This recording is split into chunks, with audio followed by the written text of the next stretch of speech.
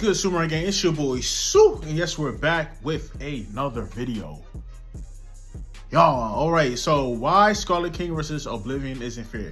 I know who SCP Scarlet King is, and I don't know who Oblivion is. I never even heard of Oblivion, so I can't even tell you or give you an non-biased thought on it because I don't know who Oblivion is. I never even heard of him. I never even heard you guys mention who Oblivion is. Right? Y'all said everybody but Oblivion. But we know who the Scarlet King is. I did a couple of videos on him, reacted to him, found out how strong he is and whatnot. So I have an understanding. I have an understanding of how strong the Scarlet King is. I don't have an understanding on Oblivion, so I can't really give you my full opinion on who I think wins. I'm gonna just go with the person who I know better, which is Scarlet King. I know him better than I know Oblivion because I never heard of Oblivion. But we're about to dive on into this. Subscribe to the channel if you do and truly enjoy my reactions to these videos. Let's check it out. This is by Chuck, by the way. So we'll check it out. What happened to what's his name? Seth. What happened to Seth? He still makes videos? Within the grand world of Marvel Comics, there exist multiple dynamic and vital characters that serve a purpose of some kind in the vast scope of the cosmos. Who's that? One of these beings is Oblivion, the ultimate endpoint for virtually everything in the multiverse that represents non-existence. How many people how many people have that ability in the Marvelverse? Like, there's always somebody, it's like multiple people with that ability. So it's like when somebody says, oh yeah, well, this person is above existence. There's like 30 other beings with that. There's like 30 other people. Like how many beings needs to be above existence? I'm just asking because like I keep hearing it too much. Whether you're immortal, god, abstract being, to anything in between. Wait, hold on. Existence. Whether you're immortal, god, abstract. That's what I'm talking. It's like 50 of them.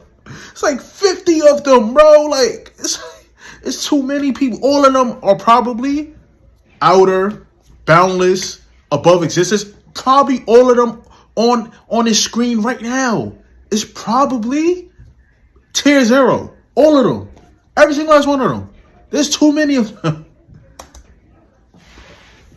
Being to anything in between, this aspect of reality is one of the strongest beings in the verse, and for good reason. Due to how overpowered much lesser Marvel characters are, who at one point or another will drift towards them at their end.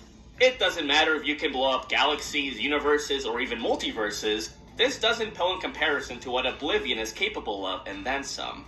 Another ultimate endpoint for existence and narratives themselves in the gigantic world of the SCP mythos is none other than the Scarlet King. An abstract being who, like Oblivion, is also immensely overpowered in his own right. But when it comes to these two Lords of Darkness, who would come out on top in a battle that transcends the concepts of space and time? How would they even fight? Are they gonna fight with just hacks? That's kind of boring. I'm not gonna lie. Like, when I think of a fight, I think of fists, kicks, energy blast, not hacks. Not the fact that you gotta use hacks. Your unfair abilities because you can't really throw hands. It's the equivalent of like, oh, because I really can't fight. I'm not saying that they can't fight, but oh, because I can't fight, I gotta use a gun to even out the score. Not saying that they can't fight, but when I think of them two fighting, I don't think of them actually like throwing hands. I think of them like just throwing a bunch of unfair hacks at each other and seeing who survives it. It's kind of lame, like that's how I see it. If it's not, I'm probably wrong about it. Would the wind be given to the void that predated existence itself, or the eater of infinite narratives that created primordial evils like SCP-682 and cute monsters like SCP-999, who could low-key solo your favorite verse with his tickles? We'll begin with the Scarlet King. I need to know more about SCP-999. How does that little slug, I said slug, how does that little slime solo my verse? What can it do, bro? But then again, it's the SCP verse. It's the SCP verse. A toaster could probably solo your verse. A toaster. king, whose original name was Karak, a lord of the abyss who began life as a lowly god, but as he consumed his brothers, sisters, and countless elder gods, he became deeply empowered. And with this newfound strength, he would enact his ultimatum, to curb stomp existence itself, because to him, to exist is to suffer, and so it would be better to not exist at all. The Scarlet King's Who is this guy to decide that? So you shouldn't exist then? What? Like, what? I'm not trying to pause the video too much. I just want to know, like, why is that a way of thinking? You was a lowly god before you absorbed all your brothers and sisters and then elder gods and whatnot, right? Correct? Okay. Why you get to make that decision? If you don't like existing so much, you probably shouldn't exist your damn self. You probably shouldn't exist. You probably don't exist. That's all I gotta say. How about you destroy yourself?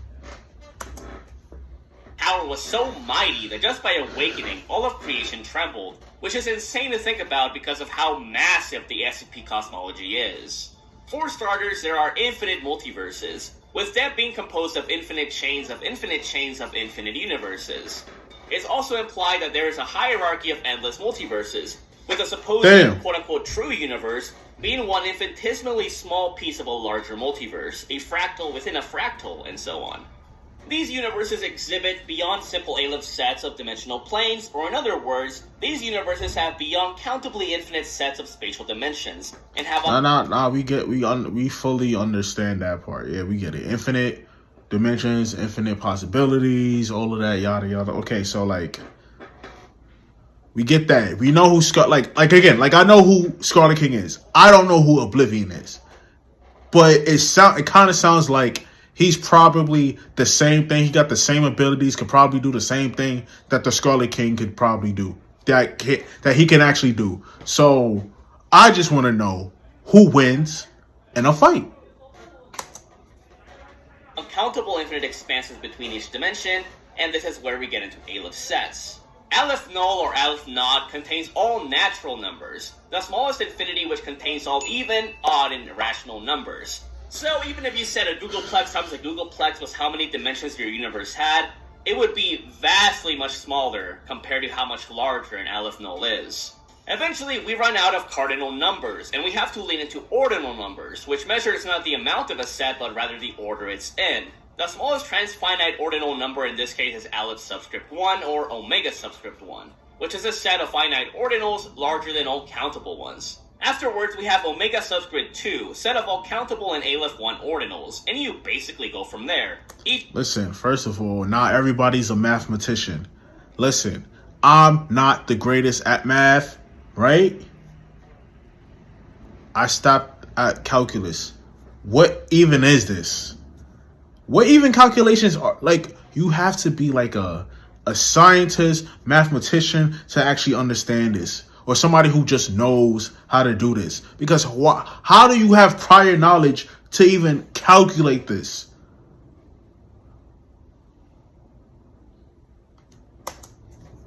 Each infinite set being larger than the last one, ordinally speaking. It's also confirmed that there are innumerable layers of non-existence and numberless layers of transcendent reality beyond the conceptual duality and distinction between existence and non-existence. With each layer saying the lower one is fiction. Oh my God. I'm not gonna lie, bro. This kind of takes away the fun, like the scientific math. Like all these numbers and calculations takes away from the fun of the fight, bro. I'm not gonna even lie to you. It kind of takes away from the fun. Like, you guys wanted me to react to this. This is like when I hear verses, I'm not trying to hear about calculations and whatnot. Like, unless it's like there's a specific scene, and I want to know like how fast that person moved or how much power it took to destroy, whatever he destroyed or she destroyed, right? This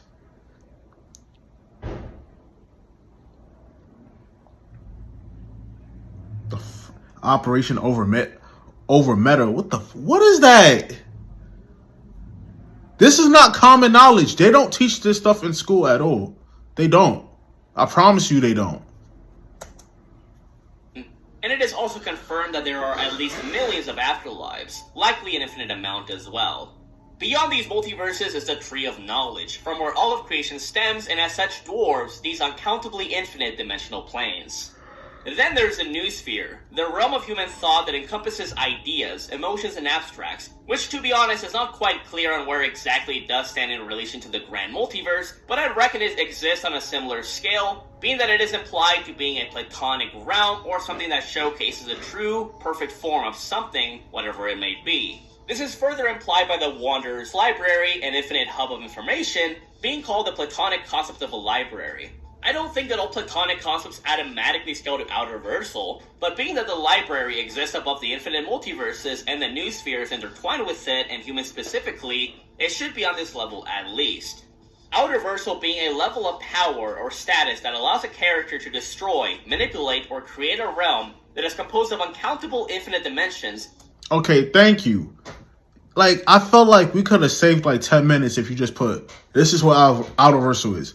Being beyond uncountable infinite dimensions or being above, I can't see because there's something in the way of it. Something dimensions. I literally can't see because there's something blocking, the word. So I can't really see it. So basically what Chuck said is that you just got to affect infinite dimensions and you're outerversal. That's the short and sweet, concise answer. All you have to do is affect infinite possibilities.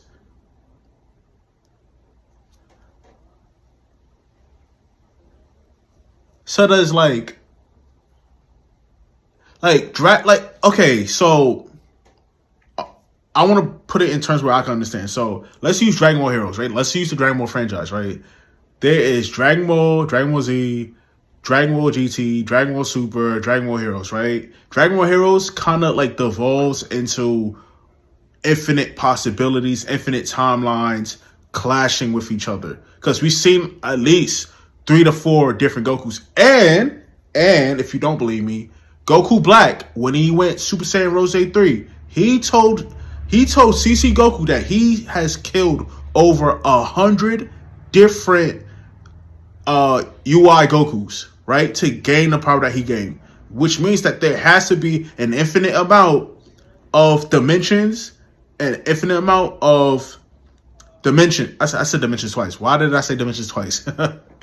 But yeah, so that led me to believe that Dragon Ball has, like most people in Dragon Ball Heroes are possibly outerversal. Not most, but like a few of them. A lot of them are probably outerversal based off the textbook definition. And people don't want to use it with Super because it's not canon to Akira Toriyama, because it's more of a promotional game and whatnot. And I get that. Cool, right? But I'd rather use the broken versions of everybody than use the canon versions of everybody, because that's more of a fair fight. Right? Some people feel like, Zeno Goku could beat the Scarlet King, and a lot of people feel like the Scarlet King will mop the floor with every single verse in Dragon Ball. I'm not sure how true it is, but I heard it a lot. But it can also be interpreted as being beyond the very concept of dimensions itself, depending on what side terminology you use. Okay. This Platonism is further implied by... I feel like there should just be one textbook definition of what outerversal is. So everybody, because there's too many, but it don't do X, Y, and Z. But it does X, Y, A, B, and C. Bro, let's just one concise definition so that we're all on the same page and whatnot. SCP-682 being called the true form of a lizard, which does make sense given that it is also a constant, a concept I'll touch up on later on. To really visualize how large the Noosphere really is, we have to take a look into an SCP construct called SCP-7650, a hyperdimensional sphere so large that it reaches all uncountables prior to the inaccessible cardinal, which in simple terms, it is a number so large that it cannot be reached by smaller numbers and as such has to be assumed to exist. Infinite cardinal numbers are not only uncountable, but they cannot be attained by simply adding quantities smaller than themselves and cannot be accessed by lesser cardinals. Another way to view it is that no matter how many dimensions a being jumps through, it'll never be able to reach a realm that is mathematically and existentially outside of that being's reach. So that means that SCP-3812 can never reach, like, the pinnacle of dimensions then. That's what it sounds like. Because based off what Chuck said, right? Because the moment he said that, I was like, okay, you can't reach it with smaller numbers at all. So you probably just won't be able to reach it unless you're just a being who's really above existing. So, like, there's a number of people I think who could reach it then. You have, not SCP-3812, I just said that he couldn't. Yogg-Sothoth, Azathoth, probably the Scarlet King, most likely the Scarlet King. That's all I got. Basically, these constructs in the noosphere are easily outer-versal and can extend well into the high outer-versal levels. However, you don't need to be a big dog to threaten the noosphere, since there is SCP-5712, who was so OP that it could have consumed the entire noosphere in just a couple of years. With such a huge threat outright being referred to as a bottom feeder, with it being revealed to be much more dangerous opponents within the infosphere, the realm of all thought in the multiverse, and as such dwarfs the already a gigantic noosphere, inferring it exists on an even higher transcendental plane. Now, why is the cosmology important for this case? Well, in the grand battle for creation, the Scarlet King's army managed to damage the roots of the Tree of Knowledge, whose roots already dwarf infinite multiverses. Additionally, the Scarlet King in his intense battle with the Brother's death was able to turn the noosphere in on itself and affect it. And this wasn't even from him trying to affect it directly, this is most likely just a side effect of their battle. In any case, Jorik's Scarlet King is easily high outer-versal off this feat alone. However, like the Chaos King is one aspect of Oblivion, SCP-1, Tufto's proposal, denotes it as being the very idea or concept of the Scarlet King, with the one that waged war on creation being a mere aspect or a shadow of it. There's also SCP-6747-C, the constant of the Anafabula that exists in the infosphere, and the culprit behind SCP-2747. The Anafabula event that threatened to destroy infinite stacks... See, I'm gonna need you guys to write down every SCP that Chuck mentioned so I could go ahead and watch why they're so broken so I could connect all the dots. Because he's naming SCPs that I probably haven't even heard of. ...of narratives and multiverses by extent, with constants being omniversal algorithms or systems that denote vital aspects of existence in narratives. SCP-6747-C also scales comparably to SCP-3125, the constant of chaos behind the fifth religion, that encourages reality warping through your thoughts as showcased with SCP-1425, whose effects could threaten the entire universe if it kept being used. SCP-3125 and by extension SCP-6747-C are so massive that even beings that are defined by Aleph sets or uncountable infinities are under it in hierarchy. Essentially, the Scarlet King's true forms are so massive that even high outer-versal beings are nothing compared to them. Oh wow. These transcendental forms of the Scarlet King would also scale well above the High Elder Gods, who are so powerful that they can casually destroy portions of the Tree of Knowledge. With this form, the Scarlet King was threatening to reach the Alpha Layer, a realm beyond the SCP multiverse itself, where Andrew Swan beings reside, who are essentially authors that, carry out what goes on in the multiverse. Which is a level that not only transcends the endless multiverse hierarchy, but the Tree of Knowledge, the Noosphere, the Semiosphere, which is the sphere that contains information about reality, the Infosphere, and the Pataspheres, which are the narrative sets perceived by humans that ultimately helps the events of a timeline unravel. Already given this being further reached than even SCP-3812, who could already ascend through infinite stacks of narratives infinitely. So, as we can see, the Scarlet King is easily multitudes of layers above High Outerversal. But how does that stack up compared to Marvel's cosmology? As revealed through magnitudes of comics, it is confirmed that each universe in Marvel is composed of infinite layers as stated in Chaos War, by the Beyonder, and in the early Man-Thing runs. So, I remember there was a specific comment that said the Scarlet King could solo both DC and Marvel, right? Chuck is basically saying that, well, we have people who could probably who can definitely do the same thing, who has multiple layers into high universal. So I'm not sure how true that comment was. Listen, we just gotta learn how not to be biased, bro. Like I gotta do the research. I gotta sit here and break it down so I can understand it in the simplest form. Yeah. Meaning that even the normal Marvel Universe is outerversal off the bat. We've even seen characters such as the Silver Surfer. What he said? He said who? But the Beyonder, and in the early Man-Thing runs. Meaning that even the normal Marvel Universe is outerversal off the bat. We've even seen characters such as the Silver Surfer ascend through 15,000 dimensional layers, and he's... So is he not high? Like, so is the Silver Surfer... What I'm trying to say... Like, my brain is moving too fast. So, if he's moved through 15,000 layers of reality... Let's take it back. SCP... 3812, right? Or is it 2812? I can't remember which one. He only moved up 5 layers of reality. And y'all was trying to call him high universal.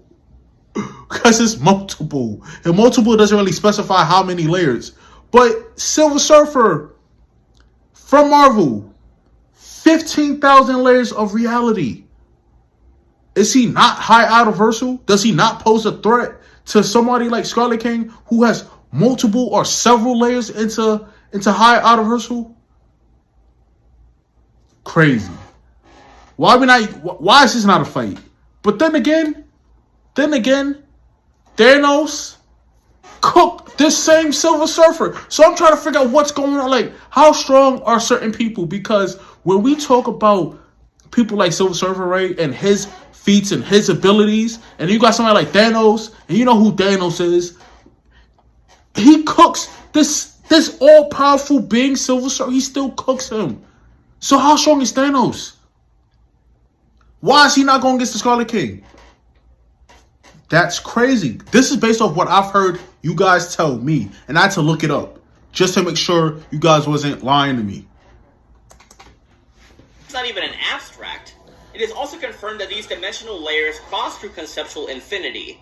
Whether or not that... So how strong is he? Infinities represented by Aleph sets is up to interpretation. But the classic comics do refer Alephs. Each of these universes also branch... So Silver Surfer is not an abstract like the Scarlet King. But he could move passively, easily, very easily, through 15,000 layers of reality. Without being an abstract. Imagine if he was an abstract. Imagine. He should be considered one at this point. You move through 15,000 layers of reality, you gotta, come on. And count infinitely for every action and outcome, which then branch out even further more. Each universe is also described as being dreams folded within other dreams for infinity, with it being further extrapolated on that every thought from every being, whether they are alive or dead, makes universes without end.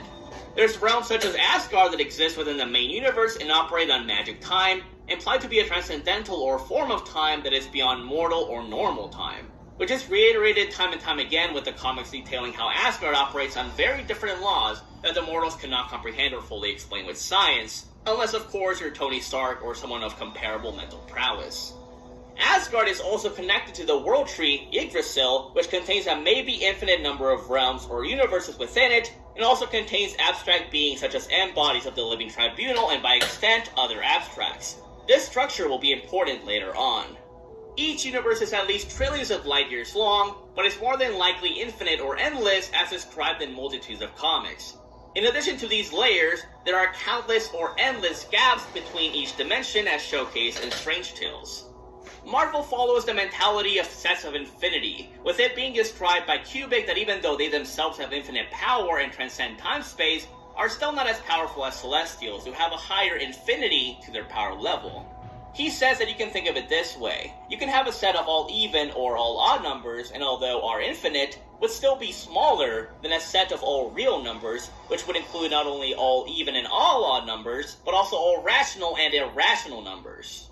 Beyond the multiverse, there That is sounds like the example that he made where I can't remember the term that Chuck used, but he said that you could have an infinite amount of numbers if it's still lower than a higher concept or something like that, then you still won't be able to reach the higher concept because it's still a lot smaller than the concept that you're trying to reach. Something like that. I'm paraphrasing. I'm not a mathematician nor scientist. I don't know. I just try to, dumb it down for me so I could, understand it. So, yeah, that's basically my takeaway from that. exists a macroverse, which exists above and separated from baseline reality. Above that is the overspace, which is above and apart from all realities, which would include the macroverse. This is a realm where abstracts can meet. Above the overspace is the superflow, the informational space between universes. Here, everything is simply concepts and information to personify the building blocks of the omniverse, which is itself composed of infinite multiverses. Beyond the superflow, where omniversal eternity and other abstracts reside, is the neutral zone, which in the words of Blue Marvel, is a space where positive and negative matter coexist. Outside of that is, well, the outside, which is beyond eternity's influence, where there is no space, time, concepts, or death. Here is where Oblivion has dominion. There is a realm beyond this called the Mystery, which is implied as being the white-hot room, and is outright stated to be a higher plane. There's other parts of the cosmology such as the nexus of all realities and the never space, a realm where all broken timelines go to perish. Oh, wow. To really get into how infinite Oblivion's So basically, in Dragon Ball terms, it's where Zeno, when he erased the timeline, that's where Trunks' timeline would go to meet Oblivion after being erased. So what type of feat is that, though? Like, he erased the timeline, set the timeline to a space like that. So I feel like he could do more, but he's not going to do more. Unless, like, it's required of him. But, really is, we have to take a look into how strong other beings in the Marvel Universe really are. Gotta be. For starters, we'll begin with... They gotta be as strong as Scarlet King. As strong or a little bit stronger than him. Just a little bit. And not to say that he himself can't get stronger. He can get stronger and he could possibly absorb whatever he got to absorb just to get stronger. So, Sky fathers such as Odin, who in his battle with Seth was tearing at the fabric of the entire multiverse and was affecting the entire space-time continuum, with it being further extrapolated by Seth that there are infinite layers in reality, further confirming what was said in Man-Thing and by the Beyonder himself. And to make it even more insane, Odin wasn't even at full power and was tripled to the level of immortal. He's also nullified a fire that could have wiped out the World Tree, with these World Trees containing, well, abstracts.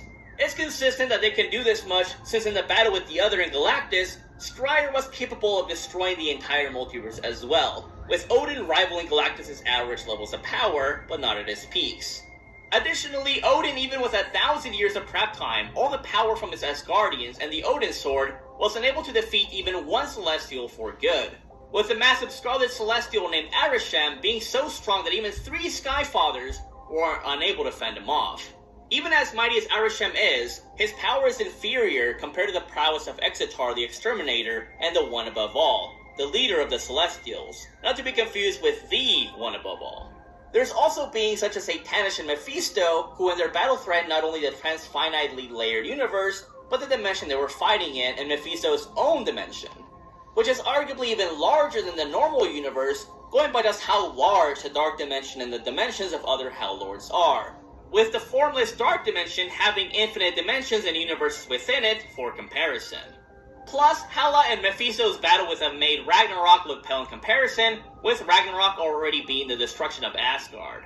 Point is, these Skyfather and Helllord level beings are already hyperversal to outerversal levels, with Celestials scaling beyond them, and with the now, based off what I've, on things that I've heard in this entire video, right? This doesn't have nothing to do with Dragon Ball, right? For those who say Goku is outerversal, Goku is high outerversal, no. Kazi, official divine, I keep saying official. Divine, Kazi, listen, bro. No. No. No. No. No. No. No. No. No.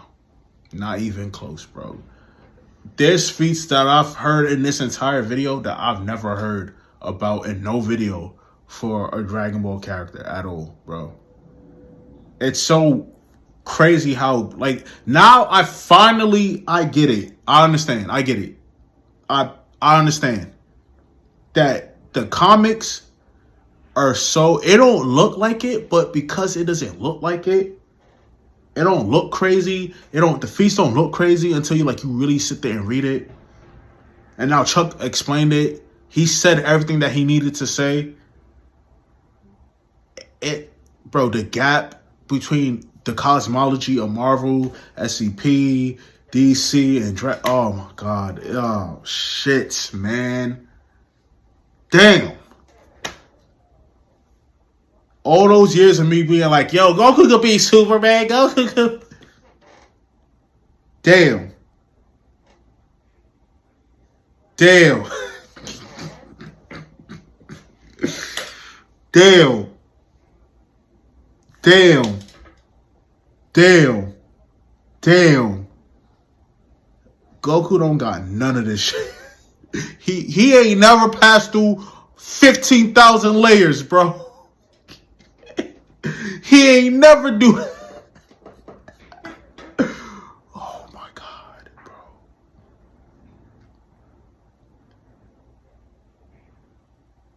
Nah, he's not.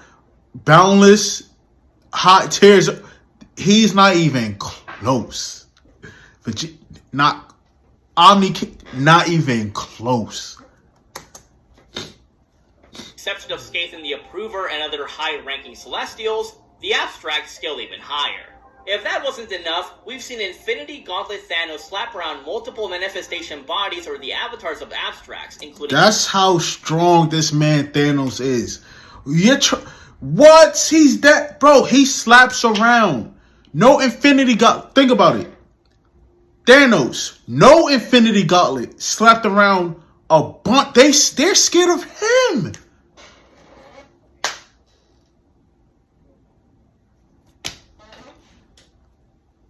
They're scared of him with no Infinity Gauntlet. He slaps around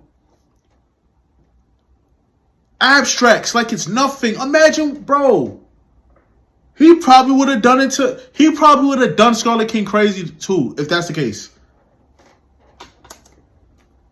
Eternity. Keep in mind that even as small as these beings are compared to their full might, they are still able to fight in 16th dimensional space and outright on the highest level of reality possible, as showcased in the battle between Infinity and Oblivion. Meaning that even the bare facets of these conceptual beings are already high outerversal.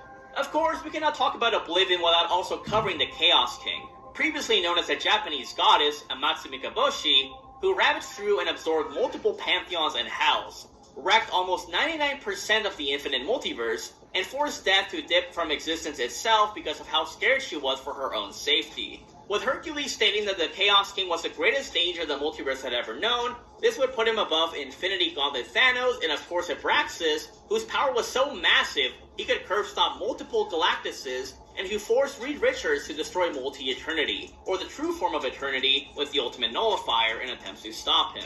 However, what makes it even more crazy is that the Chaos King evolved into an even stronger form called the True Chaos King, which even then was essentially called fodder to the might of Oblivion, who claims that his mere presence can kill the reader, a state of affairs that would please him to no end. In conclusion, although you can say that Marvel extends into the high outerversal ranges by several layers, the SCP multiverse in scope is much larger due to how many more transcendences there are between the alpha layer and the multitudes of spheres that compose dimensionality, information, and narratives within the multiverse. So that's why I say, oh, okay, so then I retract my statement of Thanos, probably slapping around Scarlet King because he slapped around a bunch of abstracts in his verse. The cosmology. So what really matters in a versus battle is the cosmology. Okay. So if your cosmology is bigger and you come from a bigger cosmology, you're automatically stronger. Got it. Okay. which would generally give the Scarlet King the win in this versus battle off of pure cosmology alone. Ability-wise, they don't differ too much since most of them can affect the readers or authors. So, he can't affect me. Can't affect me. I'm reading it and what happened? Nothing happened to me. Right then. I don't like when it goes that deep into like, oh yeah, it can affect the readers. No, it don't, because you read it and there's nothing wrong with you. Exactly.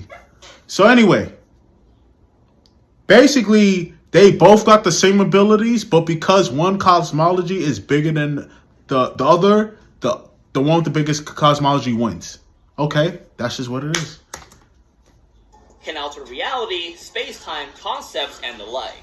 Maybe if you believe that literally everything like the White Hot Room, the nexus of all realities, the Abyss, and the House of Ideas would go to him, and everyone we've seen thus far in the Marvel Universe would also be consumed by him, including characters like the One Above All, the Black Winter, the Beyonders, the One Below All, or Null, then there's certainly an argument to be made that Oblivion could give the lower aspects of the Scarlet King trouble, like Jorik's Scarlet King, or SCP-2317's hyperdimensional form, that fought multitudes of high outer-versal anti-New-Spheric entities. As much as I love Oblivion for how edgy he is, I don't think it is a contest when it comes to the constant form of the Scarlet King, or its abstract form that is the reason for most, if not all aspects of the Scarlet King existing in the multiverse in the first place. But yeah, I hope that you learned something about the cosmologies of both verses, and the power of these two edge swords of non-existence. What I learned is the biggest takeaway, the thing that really matters the most.